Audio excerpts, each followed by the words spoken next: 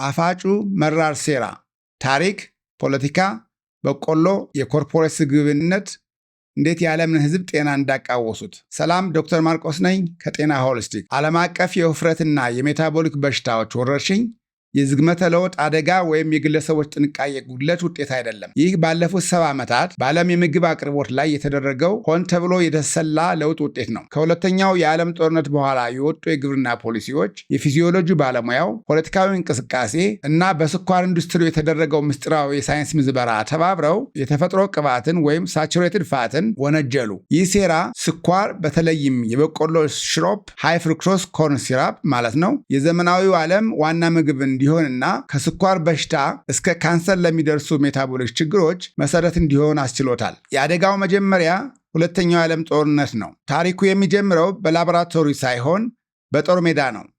በሁለተኛው የዓለም ጦርነት ወቅት አሜሪካ ለቦምብ ማምረቻ የሚሆን አሞኒየም ናይትሬት ለማምረት ግዙፍ ፋብሪካዎችን ገነባች። ጦርነቱ በ1945 ሲያበቃ እነዚህ ፋብሪካዎች አዲስ ሥራ ፈለጉ።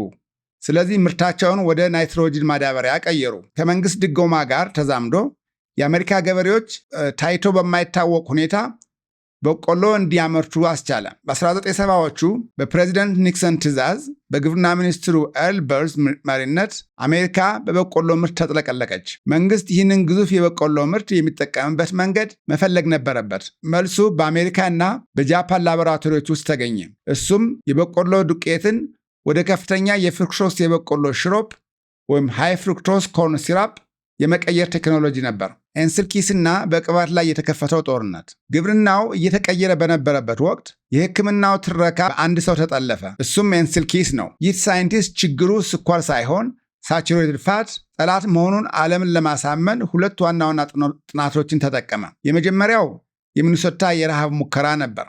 ኪስ ዝናን ያተረፈው በቅድሚያ የረሃብን ፊዚዮሎጂ ለማጥናት ሰዎችን በማስራብ ነበር። የሰው አካል ምግብ ሲቀነስበት ሜታቦሊዝምን በማቀዝቀዝ ሰውነት ምላሽ እንደሚሰጥ አረጋገጠ። እንደ ታላቅ የሥነ ምግብ ሊቅ ተቀባይነትን አሰጠው። ሁለተኛው የሰባቱ ሀገራት ጥናት ነበር። የልብ ህመም እየጨመረ በመጣ ጊዜ ፕሬዚዳንት አይዘንሃወርን ሲያጠቃ ኪስ ትልቁን ሥራውን ጀመረ።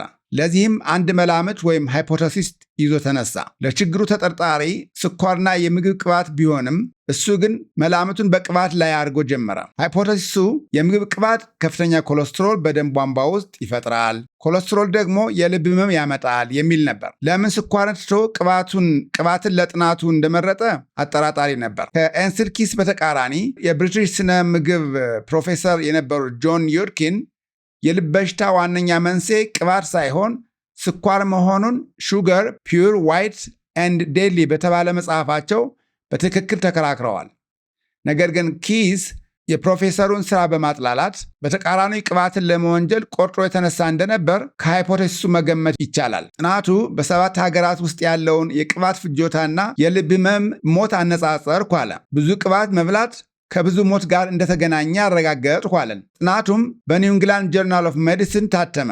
ስህተቱ መረጃን መምረጡ ወይም ቼሪፒክ ማድረጉ ነበር። ኪስ ንድፈ ሐሳቡን የሚያፈርሱ ሀገራትን መረጃ ሆን ብሎ ተወ። ለምሳሌ በፈረንሳይ ብዙ ቅባት ይበላሉ፣ ግን የልብ ህመም ብዙ የለባቸውም። በቺሊ ደግሞ ትንሽ ቅባት ይበላሉ፣ ግን ብዙ የልብ ህመም አለባቸው። እነዚህም ቢጨምር ኖሮ መላምቱ ይፈርስበት ነበር ማለት ነው። ኪስ ፖለቲካዊ ሰው ነበር። በአሜሪካ የልብ ማህበር ወይም አሜሪካን ሄርት አሶሲዬሽን ቦርድ ውስጥ በመግባት በ1961 ዓ.ም የአሜሪካ የልብ ማህበር በይፋ ዝቅተኛ ቅባት ወይም ሎው ፋት አመጋገብን እንዲመክር ተጽዕኖ አደረገ። ስኳርን የሚወነጅለው የፕሮፌሰር ዩድኪን መላምትና የሰጡት ማስጠንቀቂያ በስኳር ኢንዱስትሪው በተደገፈ የኪስ የቅባት መላምት ኪስ ከመንግስት ጋር በነበረው ቀረቤታ እና ምናልባትም በሃይ ፍሩክቶስ ኮርን ሲራፕ መገኘትና በተትረፈረፈ የበቆሎ ምርት ምክንያት በመንግስት የጤና ፖሊሲዎች ችላ ተባለ።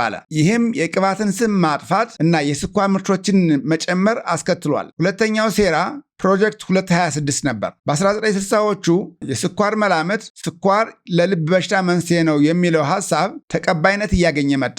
የስኳር ሪሰርች ፋውንዴሽን ወይም ኤስአርኤፍ ኪስን በመርዳት የቅባትን ስም ማጥፋት ከቻሉ ስኳርን ማዳን እንደሚችሉ ተረዱ። ስለዚህ በ1965 ዓ.ም ኤስአርኤፍ ለ3 የሃርቫርድ ሳይንቲስቶች በኋላ የዩኤስዲኤ መሪ የሆነውን ዲማርክ ሄግስቴትን ጨምሮ የጥናት ግምገማ እንዲጽፉ የአሁን ዋጋው $60,000 የሚጠጋ ገንዘብ ከፈለ። ትዕዛዙም በኋላ የውስጥ ደብዳቤው ግልጽ እንዳደረገው የልብ ህመም ዋናው ምክንያት የምግብ ቅባት እንጂ ስኳር እንዳልሆነ በሊትሬቸር ሪቪው እንዲደመድሙ ነበር። ይኸው ድምዳሜም በኒው ኢንግላንድ ጆርናል ኦፍ ሜዲሲን ውስጥ በ1967 ዓ.ም ታትሞ ወጣ።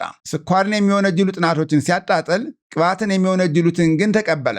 ይህ የተገዛ ሳይንስ የመንግስት ፖሊሲ መሰረት ሆነ። ስኳርን ለቀጣዮቹ 50 ዓመታት ከወቀሳ ነፃ አደረገው። የኢንዱስትሪው ሽግግር የበቆሎ ሽሮፕ ወይም ሃይ ፍሩክቶዝ ኮርን ሲራፕ መምጣት በ1970ዎቹ ሌላ ወጥመድ ተዘረጋ። መንግስት ቅባትን ወንጀለኛ አደረገ። ቅባት ሲወጣ ደግሞ ምግብ ጣዕም አጣ። ኢንዱስትሪው ርካሽና ጣፋጭ ምትክ ፈለገ። እሱም ስኳር ነበር። ነገር ግን በአሜሪካ ከውጭ በሚገባ ስኳር ላይ ከፍተኛ ታክስ ተጣለና ስኳር ውድ ሆነ። በሌላ በኩል በቆሎ በመንግስት ይደጎም ስለነበር ከአፈር የረከሰ ሆነ። በ1957 ደግሞ ከፍተኛ የፍሩክቶስ የበቆሎ ሽሮፕ ወይም ሃይ ፍሩክቶዝ ኮርን ሲራፕ ተዋወቀ። ፈሳሽ ስለሆነ ሃይ ፍሩክቶዝ ኮርን ሲራፕ ፈሳሽ ለመቀላቀል ቀላል የሆነ ከስኳር የበለጠ የሚጣፍጥ እና በጣም ርካሽ አማራጭ ተገኘ። ይህ ለካፒታሊዝም ከፍተኛ ድልና ትርፍ ሲሆን ለእኛ ለኮንሱመሮች ግን ታላቅ ሽንፈት፣ የጤና ኪሳራም ነበር። በዚህም ምክንያት በ1984 ዓ.ም ግዙፍ የመጠጥ ኩባንያዎች እንደ ኮክ እና ፔፕሲ ከስኳር ወደ ሃይ ፍሩክቶዝ ኮርን ሲራፕ መጠቀም ተቀየሩ። ብዙም ሳይቆይ በዳቦ በኬቻፕና በተቀነባበሩ ምግቦች ውስጥ ቅባትን በአጣፋጭነት መተካት ተገባ። ሕግ መሆን የኪስ የተሳሳተ ሳይንስ፣ የስኳር ኢንዱስትሪው ሴራና የበቆሎ ኢንዱስትሪው የኢኮኖሚ ጉልበት በ1977 የሴኔት ስነ ምግብ ኮሚቴ ተደመደመ። ውሳኔውም በጆርጅ ማክጋቨርን የሚመራው ኮሚቴ አሜሪካውያን የእንስሳት ቅባትን በእህል እና በአትክልት ዘይት እንዲተኩ በይፋ ወሰነ። ውጤቱም በቀን ከ6 11 ሰርቪንግ ካርቦሃይድሬት እንድንበላ የሚያዘውን የ1992ቱን የምግብ ፒራሚድ ወለደ። ህዝቡም ታዘዘ። ቅቤና እንቁላል መብላት አቁሞ ፓስታ፣ ሲሪያል እና ዝቅተኛ ቅባት ወይም ሎፋት ምግቦችን መብላት ጀመረ። መዘዙም ልክ ይህ መመሪያ እንደወጣ የውፍረት ወይም ኦቢሲቲ መጠን ከልክ በላይ እየጨመረ መጣ። ባዮሎጂያዊ ዘዴውስ ስኳር እንዴት አሸነፈ? ወደ ሃይ ፍሩክቶዝ ኮርን ሲራፕ እና እህሎች የተደረገው ሽግግር ፊዚዮሎጂያዊ አደጋን አስከተለ። የብዙ ካርቦሃይድሬት መመገብ በደም ውስጥ የማያቋርጥ የግሉኮስ ፍሰት ምክንያት ኢንሱሊንን ከፍ ያደርገዋል። ከፍተኛ ኢንሱሊን ስብን በህዋሳት ውስጥ ቆልፎ ያስቀምጣል፣ እንዳይቃጠል ይከላከላል። ሲቆይም የሴሎች የኢንሱሊን ሬዚስታንስን ያመጣል። በተጨማሪም ፍሩክቶዝ ከግሉኮስ በተለየ የሚፈጨው በጉበት ብቻ ነው። ጉበት ይህንን ከመጠን በላይ የሆነ ፍሩክቶዝ በቀጥታ ወደ ስብ ይቀይረዋል። ይህም ዴኖቮ ላይፖጂነሲስ ይባላል። ውጤቱም ፋቲ ሊቨር ወይም የጉበት ስብ መጨመር ይሆናል። በሌላ መልኩም ፍሩክቶዝ ጠግቤያለሁ የሚል ምልክት የሚሰጠውን ሆርሞን ሌፕቲንን እንዳይሰራ ይገድባል። ይህ በኬሚካላዊ ሂደት ሰዎች ሳያውቁ ከመጠን በላይ እንዲበሉ ያስገድዳል። በተጨማሪም ስኳር በተለይም ሃይ ፍሩክቶዝ ኮርን ሲራፕ የአንጎልን የሽልማት ማዕከል ወይም ሪዋርድ ሴንተርን በማነቃቃት ከፍተኛ መጠን ያለ ዶፓሚን እንዲለቀቅ ያደርጋል። ዶፓሚን የመደሰት ስሜትን የሚፈጥር ሆርሞን ሲሆን ይህም ሰዎች ጣፋጭ ምግቦችን ደጋግመው እንዲመገቡና ሱስ የሚመስል የባህሪ ዑደት እንዲፈጥር ያደርጋል። የቀውሱ ግሎባላይዜሽን ቀውሱን ወደ ዓለም ኤክስፖርት ማድረግ ተጀመረ። የሜታቦሊክ ቀውስ አሁን የአሜሪካ ምርት ኤክስፖርት ሆኗል። በንግድ ስምምነቶች በናፍታና በወርልድ ትሬድ ኦርጋናይዜሽን በኩል አሜሪካ የተደጎመውን የበቆሎና የተቀነባበረ የምግብ ሞዴል ወደ ዓለም ላከች። ከናፍጣ በኋላ የሜክሲኮ የሃይ ፍሩክቶዝ ኮርን ሲራፕ ፍጆታ በመጨመሩ በዓለም ከፍተኛ የዲያቤቲክስ ተጠቂ ካለባቸው ሀገራት አንዷ ሆነች። ታዳጊ ሀገራትም በጄኔቲክስ ትሪፍቲ ጂን ያላቸውና ለኢንሱሊን ሬዚስታንስ ተጋላጭ የሆኑ ህዝቦች በፓሲፊክ ደሴቶች፣ በመካከለኛው ምስራቅና በአፍሪካ የምዕራቡን አመጋገብ ተቀበሉ። ውጤቱም አይነት 2 ዳያቤቴስ እና የአይነት 3 ዳያቤቴስ የሚባለውን የአልዛይመር በሽታ፣ ካንሰርና የልብ ህመም ወረርሽኝ ሆነ። ለማጠቃለል በስኳርና በቅባት መካከል የነበረው ጦርነት ያበቃው በሳይንሳዊ እውነት ሳይሆን በፖለቲካዊ ሴራ፣ በኢኮኖሚ ድጎማና በኮርፖሬት ማጭበርበር ነው። ኤንሴልኪስ ንድፈ ሐሳቡን አቀረበ። የስኳር ኢንዱስትሪው ሽፋን ሰጠ።